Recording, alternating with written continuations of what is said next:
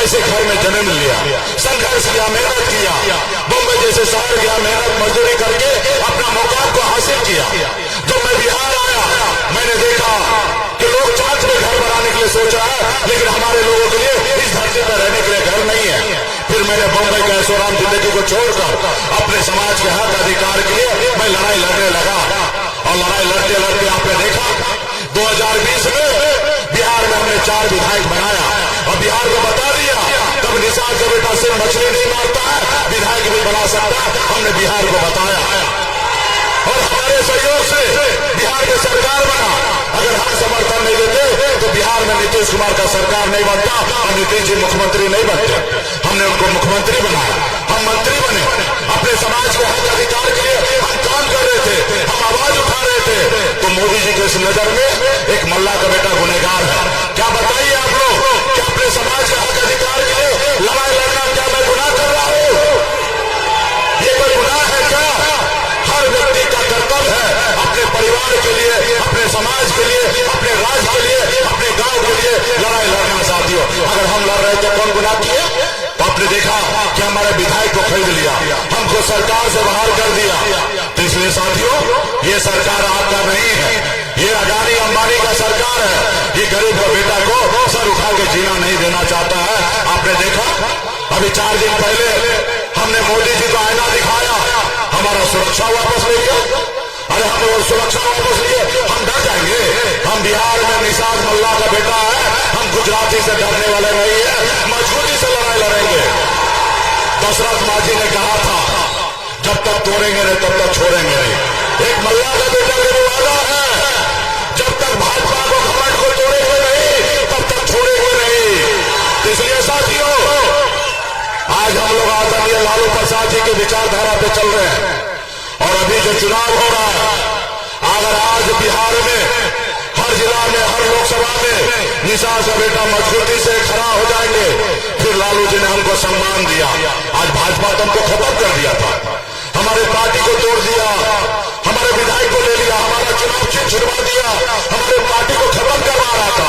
लेकिन हमने लड़ाई लड़कर पार्टी को बचा लिया और उसके बाद हमने आदरणीय लालू प्रसाद जी के विचारधारा पर चलने का निर्णय लिया और आज छोटे भाई तेजस्वी जी के साथ मजबूती से खड़ा है। साथियों, जिसके लिए साथियों एक एक निषाद का बेटा, अगर आप अपने आने वाला पीढ़ी को सर उठा के जिलाना चाहते हैं तो अभी ये समय है। 10 सालों से आपने संघर्ष किया है, अभी आलोक भाई के लिए एक एक गांव में, एक एक जगह पे टेलीफोन कीजिए, एक एक जगह जाइए और मजबूती से काम कीजिए। ये जो यहाँ का जो सांसद है ना, उसको भी कम नहीं है पार्टी तोड़वाने में, विधायक को खरीदने में, अभी वायु सुरक्षा वापस करने में, उसको सूद समेत वापसी करना, उसको सूद समेत उनको वापस करना है। साथियों, सूद समेत वापस करना है, तो क्या आप लोग तैयार है ना? तो इसलिए साथियों, आज देखिए मोदी जी 2014 में आए, क्या कहे कि हम आपके अच्छे दिन ले आएंगे। आप और हम इंतजार कर रहे थे कि कहां गए अच्छे दिन। उन्होंने क्या कहा था देश के युवा से कि हम आपको हर साल 2 करोड़ नौकरी देंगे, किसान का आय दोगुनी करेंगे, हर गरीब का पक्का मकान बना के देंगे। तो इसलिए साथियों, विदेश से काला धन लाएंगे और आपके खाता में दे देंगे। ये सरकार बताइए, जो देश का प्रधानमंत्री हो वो अपने नागरिक से झूठ बोले, वो कैसा प्रधानमंत्री, वो कैसा राजा जो अपने लोगों से झूठ बोले सिर्फ सत्ता पाने के लिए? तो साथियों, इसको सिर्फ सत्ता में रहना है, आपके हक अधिकार के लिए लड़ाई नहीं लड़ना। ये भाजपा कौन है? इसके पर्दे के पीछे कौन है? इसके पर्दे के पीछे वही आरएसएस है। जो आरएसएस है आपके हाथ से पानी नहीं पीना चाहता है, आपको साथ में बैठाना नहीं चाहता है।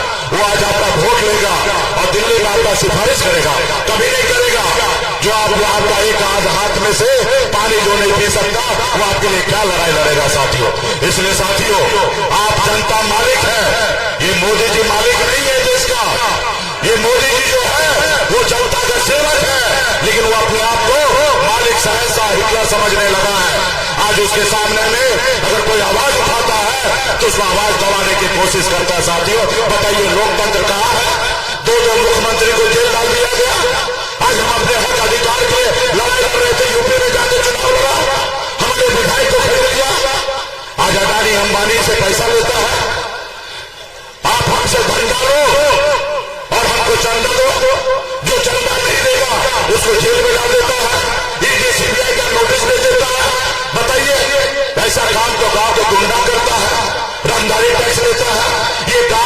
का प्रधानमंत्री करने लगे तो ये सही है क्या? अब बताइए 16,000 करोड़ रुपया 16,000 करोड़ रुपया चंदा से वसूली किया। मैं धन्यवाद देता हूं सुप्रीम कोर्ट के कि उन्होंने उजागर किया और देश के सामने में बता दिया कि मोदी जी के चेहरे पे कितना कालिक है। उन्होंने देश की जनता को बता दिया कि उन्होंने 16,000 करोड़ रुपया कैसे लिया। मोदी जी कहते हैं, उनके भाजपा के नेता कहते हैं हम सनातन हैं, हम गौ माता के रक्षक हैं। और आप सभी ने देखा होगा 250 करोड़ रुपया जहां पे गौ को कट करता है, सेलेक्टर में दीप बंदी जो होता है उससे 250 करोड़ रुपया लिया गया। ये है मोदी जी का चरित्र। तो इसलिए साथियों मजबूती से लड़ाई लड़ना है। बाबा साहब भीमराव अम्बेडकर ने आपको बताया कि अब राजा का बेटा राजा नहीं बनेगा, राजा वही बनेगा जिसके पास वोट होगा। अब वोट आपके पास है, आपके ऊपर में वो ताकत है कि आप देश के प्रधानमंत्री को बदल सकते हैं और राज्य का मुख्यमंत्री को बदल सकते हैं। तो इसलिए साथियों बाबा साहब भीमराव अम्बेडकर ने सोच समझ के नेता के लिए 5 साल समय दिया है। सरकारी नौकरी में जाइएगा तो 60 साल के लिए आपको नौकरी फिक्स होगा, लेकिन अगर वहीं पे नेता बनने के लिए आइएगा तो सिर्फ 5 साल इसलिए क्योंकि उन्हें बाबा साहब को पता था कि आने वाला समय में नेता झूठ बोल सकता है। तो जो नेता झूठ बोले तो आप जनता मालिक है, आपके पास उंगली में इतना ताकत है, कुछ सरकार को बदल दीजिए साथियों, बदल दीजिए। आपने 5 साल में देखा मोदी जी को, फिर आपने बोला दूसरी बार देख लेते हैं, लेकिन परिणाम क्या मिला? आज मोदी जी 75 साल के हो गए और देश की जनता से मौका मांग रहे हैं कि हमको एक बार और मौका दीजिए, हम देश का सेवा करना चाहते हैं। और वहीं पे मोदी जी ने एक अग्निवीर योजना लाई। अग्निवीर योजना में क्या है? 18 साल में आइए और 22 साल में रिटायरमेंट, यानी कि आप शादी से पहले रिटायर हो जाइए, मोच आने से पहले रिटायर हो जाइए। और लेकिन मोदी जी को 75 साल में सेवा करना, अब बताइए तो ऐसे मोदी जी को बदलना है साथियों। तो इसलिए साथियों पार्टी के एक नेता से आग्रह करेंगे कि गांव में इधर उधर जहां पे भी आपके रिश्तेदार हैं वहां टेलीफोन कीजिए और बताइए कि आपको क्या करना चाहिए, सामाजिक न्याय के लिए कैसे लड़ाई लड़ना है। हमको पता चल रहा है कि यहाँ का जो लोग है, जो चुनाव लड़ रहा है, वो धनबल वाला है, माल है, वो दिल्ली बम्बई सब जगह से इकट्ठा कर रहा है और गांव में बांटने का काम कर रहा है। ये पैसा भी आप ही का है, वो किसी उसका पैसा नहीं है, वो आप ही का पैसा है। जो दे रहा है ना तो चुपचाप रख लीजिए, उसमें कोई टेंशन नहीं लेना है। और जब ईवीएम मशीन में जाइएगा वोट गिराने के लिए, तभी तो आप अकेले रहते हैं। और जब अकेले रहते हैं तो आपका दिल पे हाथ दीजिए और सोचिए कि देश का भला किसमें है, हमारे क्षेत्र का जनता का भला किसमें है। मोदी जी ने 10 साल में क्या किया, अच्छा किया कि बुरा किया, और ये सब सोचकर ईमानदारी से आंख बंद करके शांति से सोचिएगा तो आपका एक ही नजर आएगा, इंडिया गठबंधन। भाई आलोक जी नजर आएंगे और आलोक जी को जब चुनाव जिताइएगा, हमारे आलोक भाई अनुभवी नेता है और आपके क्षेत्र में घूम घूम कर काम करने वाले लोग हैं, और इनको जिताइएगा तो आपका आवाज को बुलंद करेंगे दिल्ली में, और वहां पे आपका हर समस्या को दूर करेंगे। और यहाँ पे आप लोग हम लोग जीतेंगे तो अगला बिहार में सरकार बनाएंगे, और जब सरकार बनाएंगे तो मजबूती से बिहार में जो तेजस्वी जी ने 5 लाख युवा को नौकरी दिए, उसी तरीके से आने वाला समय में भी नौकरी मिलते रहेगा और हमारा बिहार के लोग आगे बढ़ेगा। ये भाजपा वाला काम चला नहीं है। 17 साल से नीतीश जी थे तो नौकरी मिल रहा था, नहीं मिल रहा था। जैसे तेजस्वी के साथ आए नौकरी मिलना चालू हुआ, और जब नौकरी मिलना चालू हुआ तो भाजपा षड्यंत्र के साथ रचकर और नीतीश जी को वापस ले लिया ताकि नौकरी मिलना बंद हो जाए और बिहार से युवा जो है उनके गुजरात में जाकर मजदूरी करे। साथियों अब बिहार को ऐसा प्रदेश बनाना है कि बिहार का कोई भी बेटा गुजरात में नहीं जाएगा काम करने के लिए, बिहार में काम मिले, इसके लिए हम लोग लड़ाई लड़ेंगे साथियों। अभी आप सबको मालूम है मेरी उम्र 40-42 साल है, तेजस्वी जी का 35-34 साल है। हम लोगों को 35-40 साल सेवा करना है, 35-40 साल राज्य में काम करना है, और हम लोगों का एक ही सोच होगा कि अभी जो हम लोगों को राज्य का पिछड़ा है इसको कैसे हम बिहार को आगे करें और देश में और दुनिया में हम बिहार का नाम कैसे रोशन करें, इसके लिए हम लोग काम करेंगे। तो इसमें तमाम हमारे जितने भी नेतागण हैं, एक एक साथी से कहूंगा कि अगल बगल में जहां पे भी है अपने मजबूती से काम करने का काम कीजिएगा। और हमारे राष्ट्रीय जनता दल का उम्मीदवार संयुक्त उम्मीदवार है हमारे आलोक भाई का चुनाव चिन्ह लालटेन है। कितना नंबर क्रमांक पे है? 1 नंबर पे है, तो 1 ही नंबर पे रहना चाहिए। देख लीजिए, कहीं ना कहीं सिर्फ आलोक भाई नहीं लड़ रहा है, सनत मल्ला भी लड़ रहा है। यहाँ पे इनकी जीत मतलब मुकेश सहनी का जीत और इनकी हार को मेरी हार। और जब हारेंगे तो सर झुकाएंगे। आप सनत मल्ला को सर ऊंचा देखना चाहते हैं या झुकना देखना चाहते हैं? अगर सर ऊंचा देखना चाहते हैं तो एक एक वोट को एक एक गांव में जाकर, एक एक टोला में जाकर, एक एक बूथ पर जाकर मजबूती से भाई आलोक जी के लिए काम करने का काम कीजिएगा साथियों। और हम लोग तो पूरे बिहार में गंगा जल से मय कर दिए हैं। एक एक निषाद का बेटा लाखों रुपया कोई दे देगा तो उसका परवाह नहीं है। सिर्फ वोट अगर गिराएंगे तो सिर्फ इंडिया गठबंधन का जहां हमारा प्रत्याशी है वहीं पे गिराने का काम कीजिएगा। तो बहुत बहुत धन्यवाद। टाइम है, किसी को बोलना है? अच्छा चलिए, तो चलिए ठीक है, सब बोलो। चलिए बहुत बहुत धन्यवाद।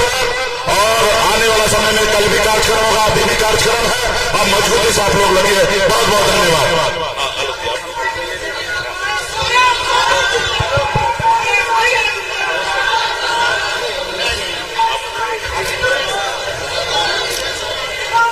माननीय अध्यक्ष जी केसरी कर्पूरी ठाकुर जी, जो जननायक कर्पूरी ठाकुर जी के इस जन्मभूमि और कर्मभूमि समस्तीपुर और खास तौर से मोरवा, जहां से कभी कर्पूरी ठाकुर जी लड़ा करते थे और वो कभी चुनाव नहीं हारे। ये उनका रिकॉर्ड रहा कि असेंबली का चुनाव कभी नहीं हारे। इस धरती पर हमारे दोनों माननीय नेताओं का हार्दिक अभिनंदन है। माननीय तेजस्वी प्रसाद यादव जी अब आपको संबोधित करेंगे।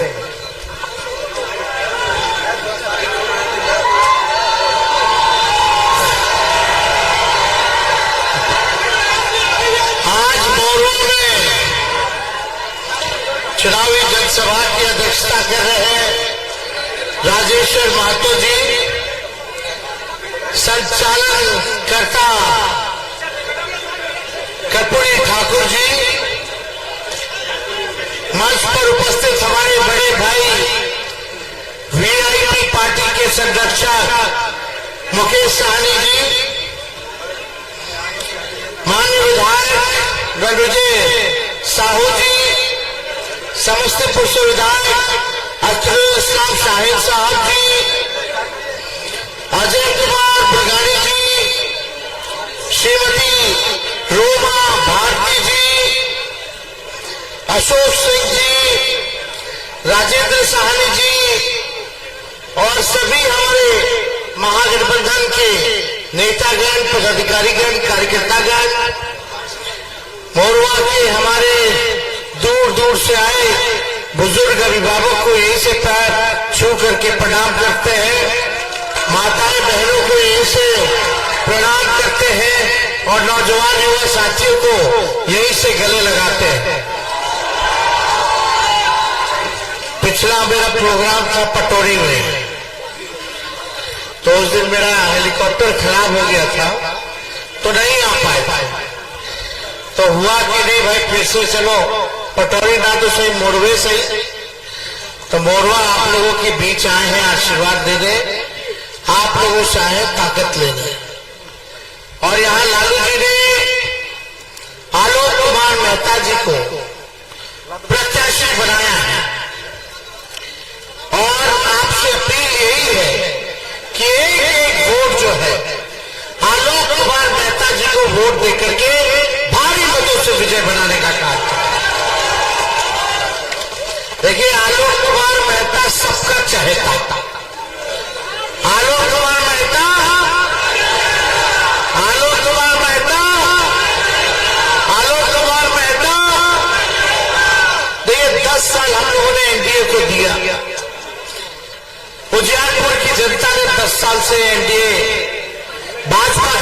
को बनाने का काम किया।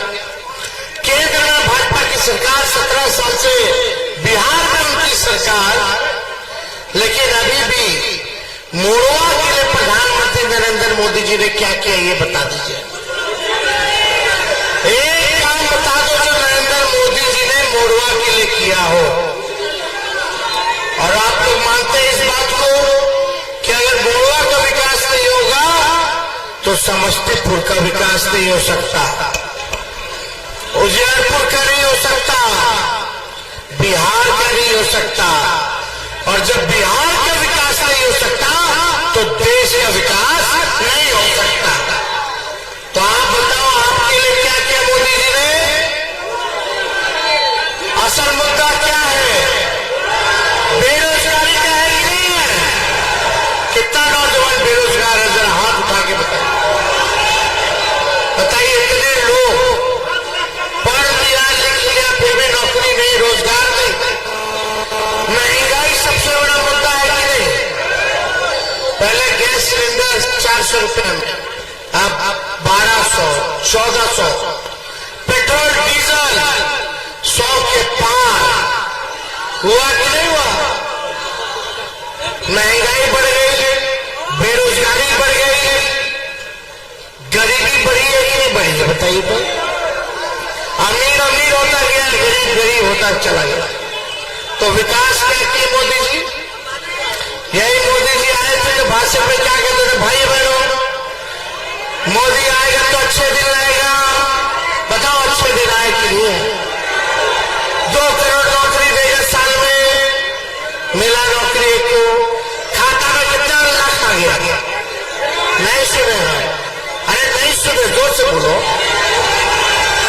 एक नहीं, चवनियों नहीं, ये तो बोले थे 15 लाख रुपए आएगा खाते में। हाँ, 15 लाख।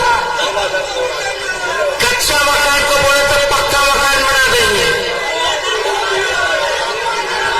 कटनी चल रहा है, कटनी चल रहा है। बताओ रे धान का कितना रेट मिल रहा है?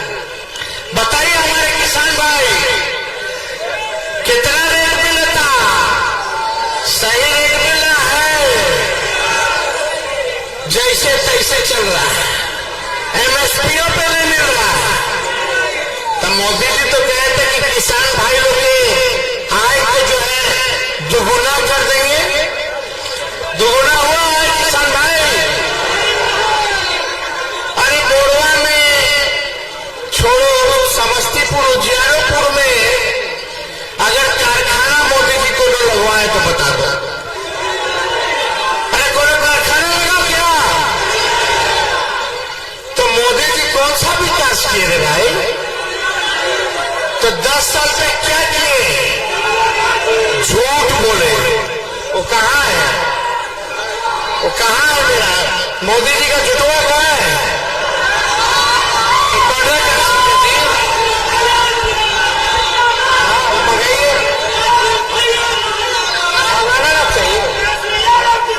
अभी हेलीकॉप्टर में है टेप रिकॉर्डर, वहां मंगवा रहे।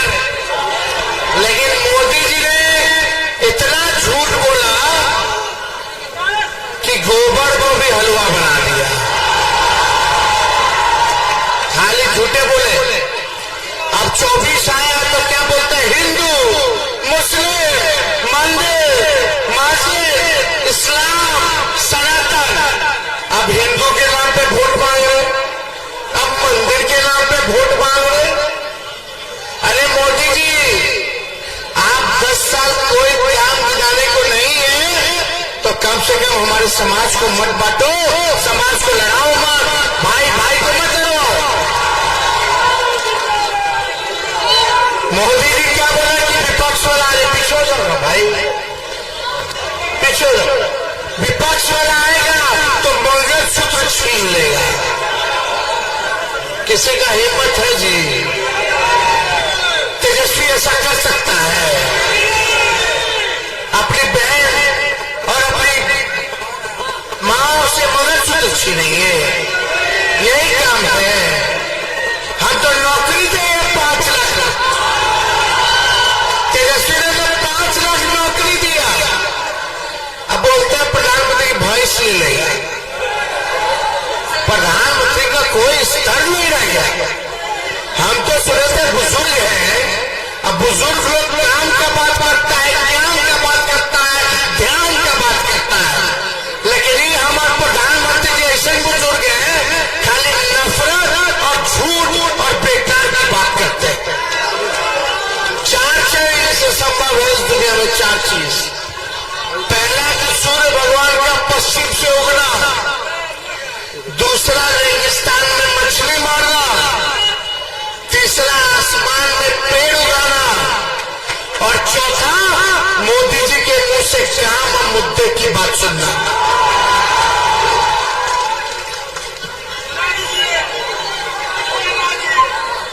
आप मुझे बताइए, सुनो, मुझे बताइए, अगर इसी प्रकार से महंगाई बढ़ती गई तो गरीब क्या खाएगा?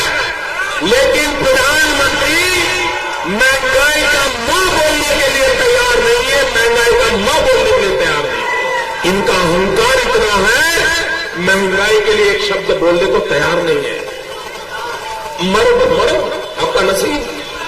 अरे गरीब के घर में चूल्हा नहीं जलता है, बच्चा रात रात रोता है, मां आंसू पी के सोती है, और देश के नेताओं को गरीब की परवाह तक नहीं है। ये गरीबी का हाल कर दिया है। वोट करने जाए तो जरा घर में जो गैस सिलेंडर है ना, उसको जरा नमस्कार करके जाए। उस समय 400 सिलेंडर छीन लिए इन लोगों ने, और गैस इस प्रकार से महंगा कर दिया है। याद करके जाइए, गरीब को कुछ मुफ्त में दे दो, उसको चाहिए। आज वादा करता हूं, दिल्ली सरकार 1.25 लाख करोड़ रुपए का पैकेज देगी।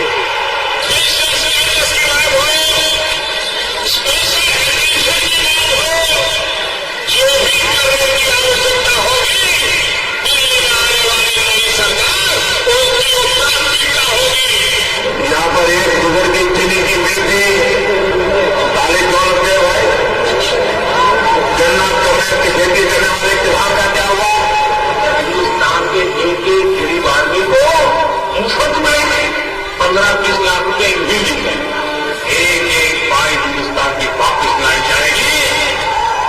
मैंने सिर्फ देश से 50 दिन मांगे हैं, 10 साल ले ले।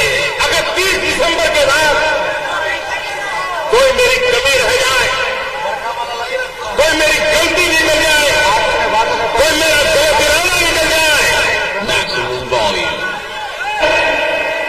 आप जिस चौराहे में मुझे खड़ा करेंगे, मैं खड़ा होकर के देश जो सजा करेगा वो सजा भुगतने के लिए तैयार है। झूठ बोलो, बार बार झूठ बोलो,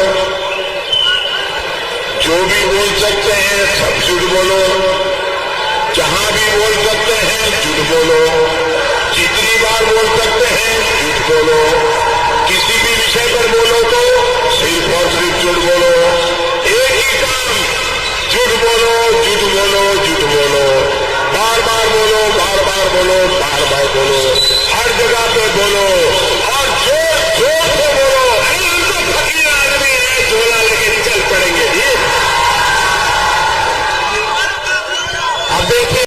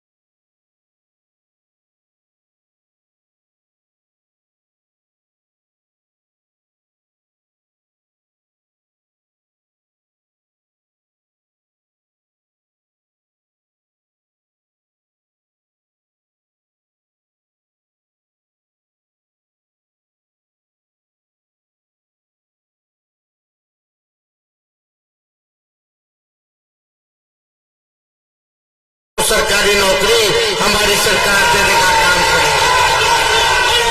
गरीब परिवार की बहनों को, जो गरीब परिवार की बहन है हमारी, उन बहनों को साल में एक बार 1 लाख रुपया का मदद हमारी सरकार करने का काम करेगी।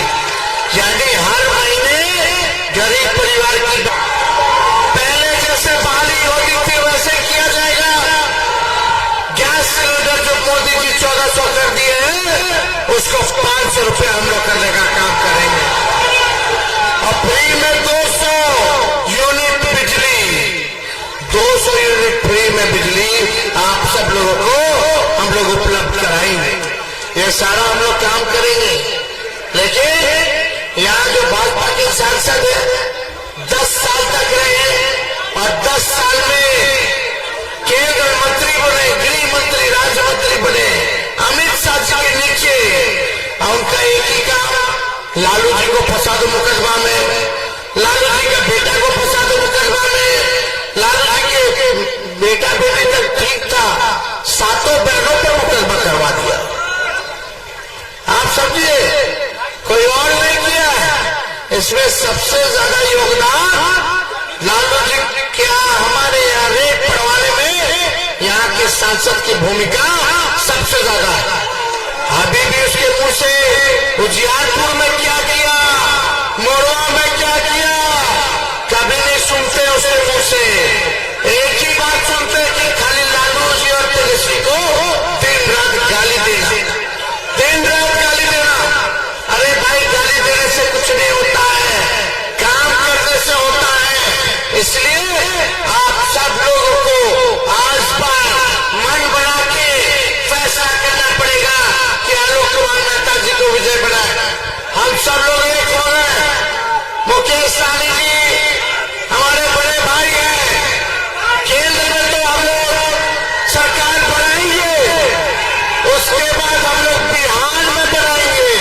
और जब बिहार में बनाएंगे तो मुकेश जी को भी बड़ी जिम्मेवारी हम लोग दिलाने का काम करेंगे। बस आप लोगों का आशीर्वाद हो। सब लोग गोलबद्ध हो गए, सब पिछड़ा अति पिछड़ा, दलित, अल्पसंख्यक, आदिवासी भाई सब लोग एकजुट होकर के इस लड़ाई को लड़ने का काम कर रहे हैं। इसलिए आप सब लोगों का साथ मिले। इन्हीं चंद शब्दों के साथ हम जो अपनी बात को विराम देते हैं। लेकिन एक बार हाथ उठा करके आश्वस्त कीजिए, जिताइएगा ना? अरे चुपचाप चुपचाप तो विजय कमाना पहला दे।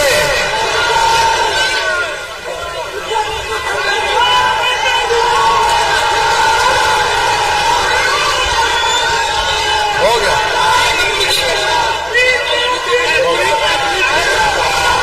हो गया, चलिए।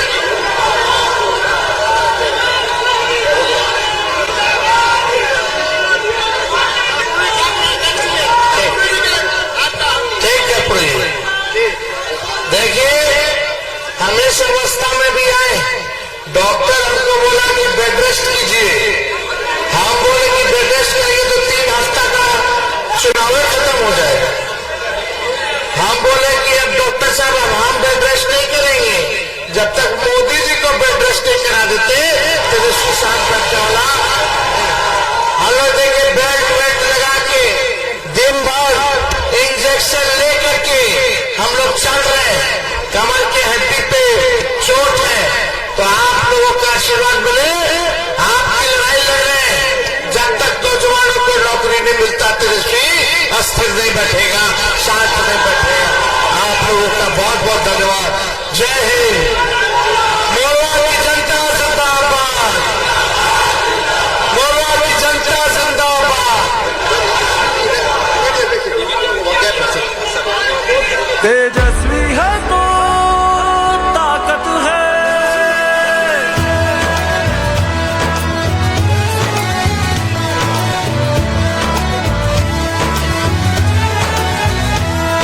सुनहरा देश का कल होगा, नाकाम अब की हर छल होगा। युवा का कल उज्जवल होगा, वो कमजोरों का बल होगा। किसान की शान बढ़ाएगा, हर मुश्किल का हल होगा। बिहार उनके हाथों में सही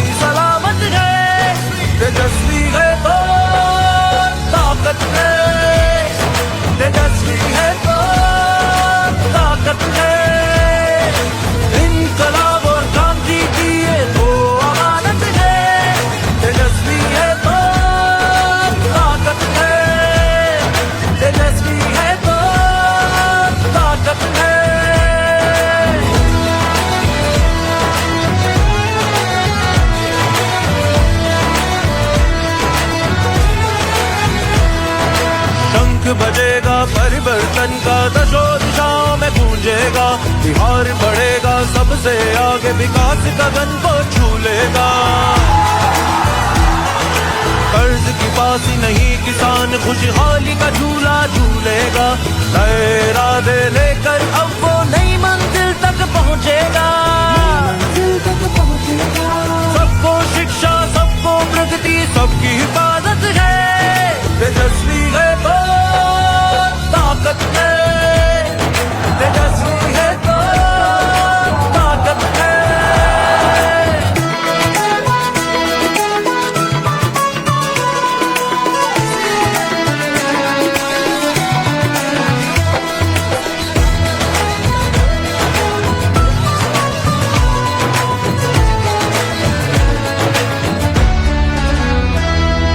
शिक्षाकर्मी को आपने राजकर्मी का दर्जा दिलाया है।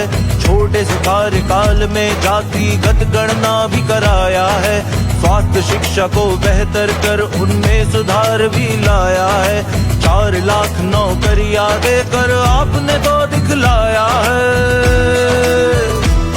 75% तक आरक्षण की सीमा को बढ़ाया है। सड़कों पुलों बाईपास का निर्माण गांव-गांव में कर